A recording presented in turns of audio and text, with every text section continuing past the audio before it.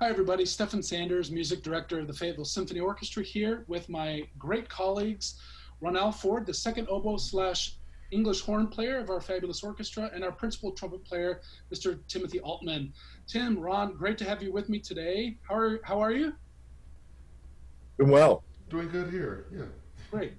Well, the reason we're here is to talk a little bit about your fabulous recent performance of a wonderful piece of American music by Aaron Copland, his Quiet City, which is incidental music from a play that the music was written in 1939, and then the piece was sort of extracted from the play and was premiered in 1941. This comes from Copland's populist period where he was writing pieces like Rodeo, Buckaroo Holiday, Fanfare for the Common Man, Appalachian Spring, all that great music from the late 30s and early 40s.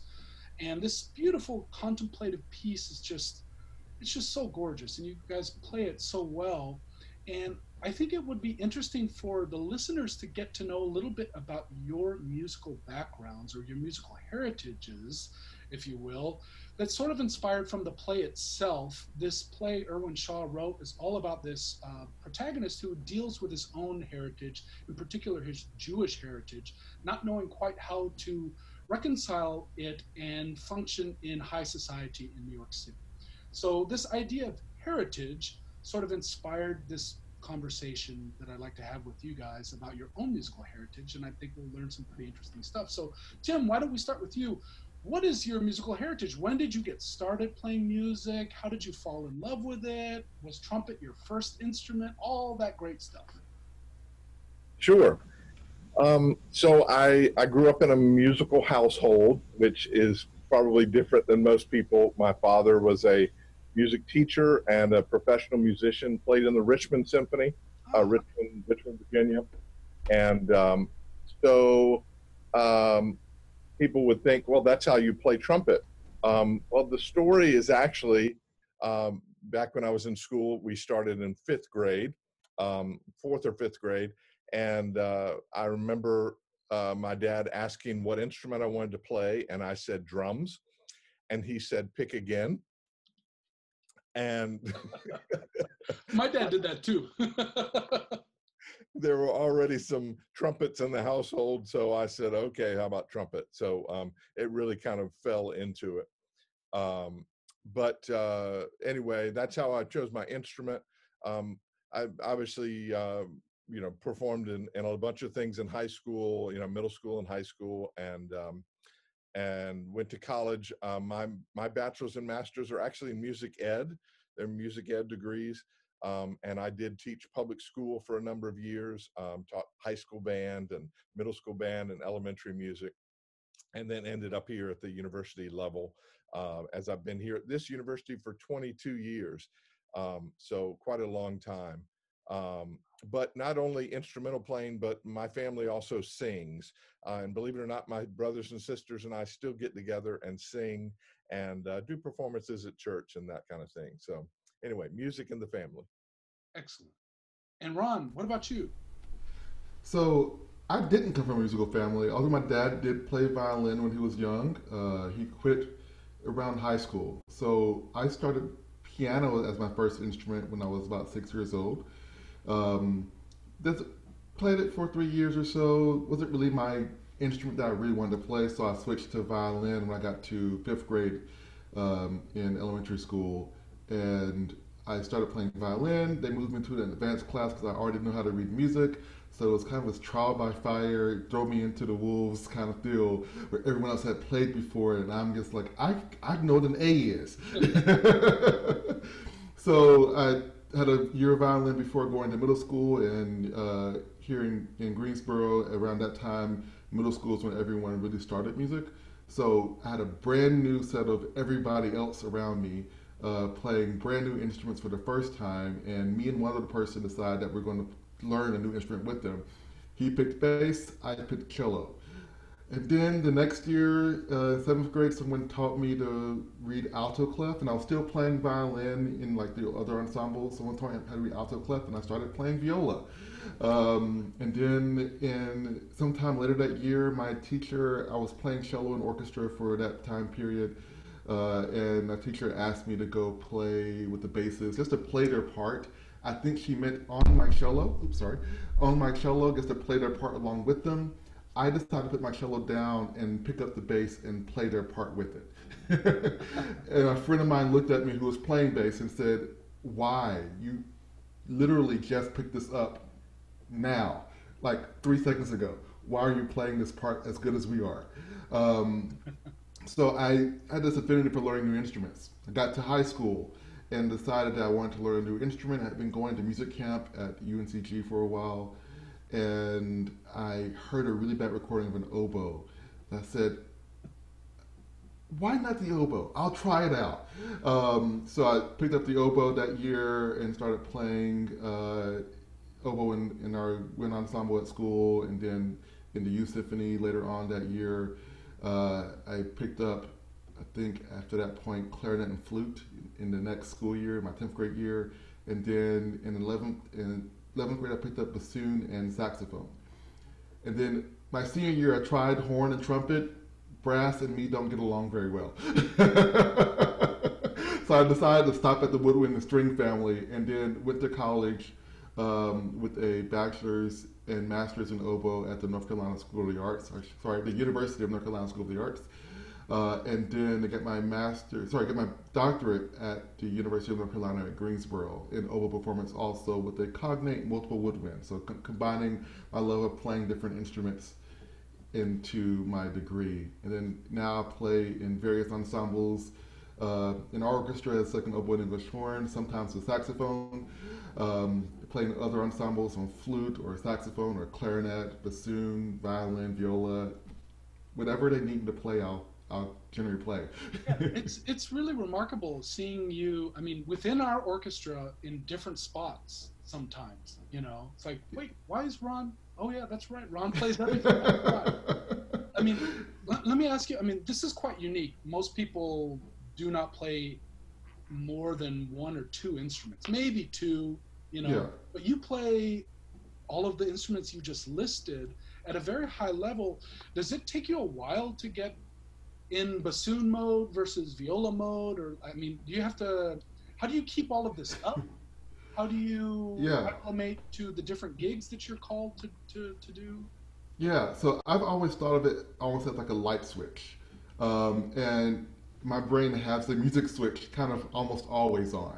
And then I have like a string switch or kind of a sub switch from there. And then from there, I have the things that go off into various families of instruments. So like I have my woodwind switch. From there, it branches out into like the flutes and the oboes and the clarinets and the bassoons and the saxophones. And my brain just kind of switches between them pretty seamlessly now. It took practice to do that because when I'm playing musical theater, I oftentimes have like two measures to switch between a flute to go play bari sax, which mentally and just taking care of my embouchure is a hassle in of itself. But it's always been a fun thing for me. I've always enjoyed the juggling part. Sometimes if I'm playing one instrument, I get bored.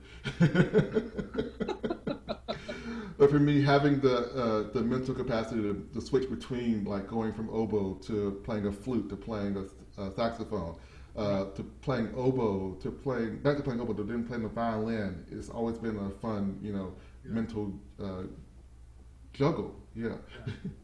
So Tim, what other instruments do you play?